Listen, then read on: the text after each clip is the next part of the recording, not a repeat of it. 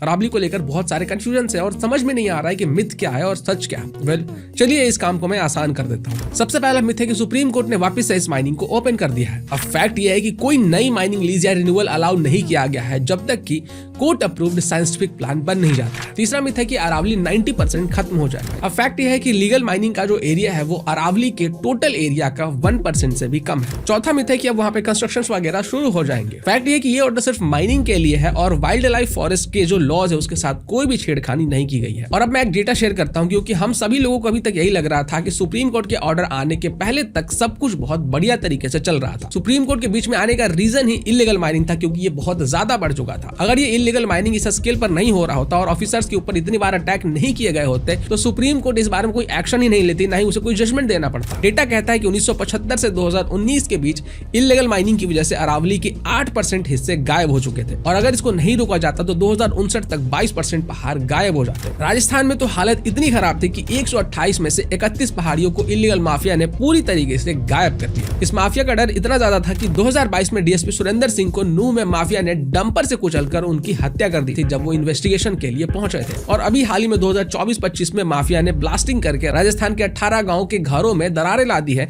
जिसके कारण लोगों को अपना घर छोड़ना पड़ रहा है। कई लोगों को तो नए घर भी बनाने पड़ जा रहे हैं। तो सुप्रीम कोर्ट को ये कदम इसीलिए उठाना पड़ा क्योंकि जो पुराने बैन लगाए हुए थे उसके बावजूद इल्लीगल माइनिंग धड़ल्ले से चल रही थी। और इसीलिए मैं कहना चाहूंगा कि अरावली के लिए हम सभी लोगों को आवाज उठाने की बहुत ज्यादा जरूरत है क्योंकि अगर अरावली एक बार खत्म हो गया तो ये ऐसा डैमेज है जिसको आप रिवर्स नहीं कर सकते हैं। ये राजस्थान के लिए तो जरूरी है ही साथ हमारे देश के लिए भी जरूरी है। फिर वो चाहे आप इन्वायरमेंट की नजर से देख लीजिए, इकोलॉजी की नजर से देख लीजिए, वहाँ जो जीव जंतु रहते हैं उनकी नजर से देख लीजिए या फिर अरावली रेंज के आसपास में रहने वाले जितने भी लोग हैं उनके नजर से देख लीजिए। और मैं भी लगातार अरावली के लिए आवाज उठा रहा हूँ और आपसे भी अनुरोध करूंगा कि आप भी अरावली के लिए लगातार आवाज उठाते रहें, लेकिन मिथ्स के बेसिस पे नहीं बल्कि फैक्ट के बेसिस पे, क्योंकि मिथ को बस्ट करके आपकी आवाज को दबाया जा सकता है लेकिन फैक्ट्स और डेटा को कोई नहीं दबा सकता है। सेवर।